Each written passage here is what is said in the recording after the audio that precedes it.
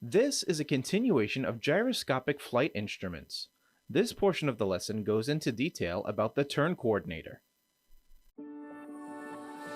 When we look at these gyroscopic instruments, the first instrument we want to look at is the turn coordinator.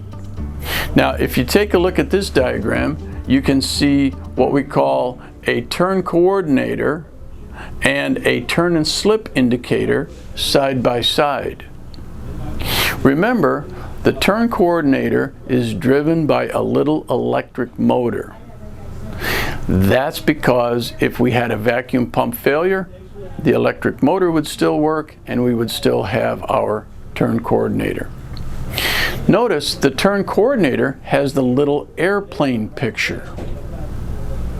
The turn and slip indicator has what we used to call the doghouse. Up at the top is a square with a peak on it, looks kind of like a doghouse, and a little square left and right. Both the turn and slip indicator and the turn coordinator have what pilots call an inclinometer.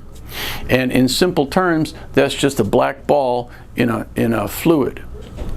Now, if you look at the instrument, it's really two instruments in one. It's the turn coordinator and the inclinometer.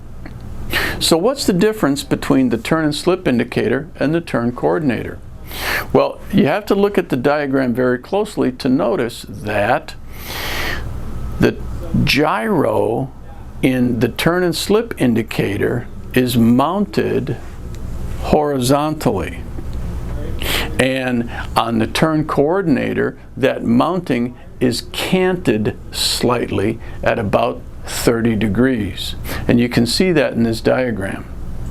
Now, the reason for that is both of these instruments will indicate the rate of turn in degrees per second. But on the turn coordinator, because the mounting is canted slightly, the turn coordinator will reliably indicate whether the aircraft is banking left or banking right. Now, it's important to note this instrument does not tell us the bank angle. It tells us only the rate of turn in degrees per second, and that's affected by the aircraft speed. Now, you might think if I'm flying faster, I'm turning more degrees per second.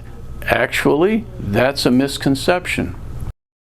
If you're turning slower, at a slower airspeed, the radius of the turn is smaller and it's more degrees per second. If the aircraft is traveling faster, it's a larger radius and it's fewer degrees per second. So speed is critical in the rate of turn. Now let's examine that inclinometer in a little more detail. Here's an example. It says inside and outside. Notice the turn coordinator is indicating a turn to the right. The aircraft is banked to the right, and we see the ball on the inside or to the right side of the inclinometer. Now, that indicates that the nose of the aircraft is outside of the aircraft's flight path. Pilots call that a slip or a slipping turn. Notice on the other one it says outside. It shows that the ball is going to the outside of the turn. From your view in the cockpit, the nose of the aircraft is inside the aircraft's flight path, and that's called a skidding turn or a skid.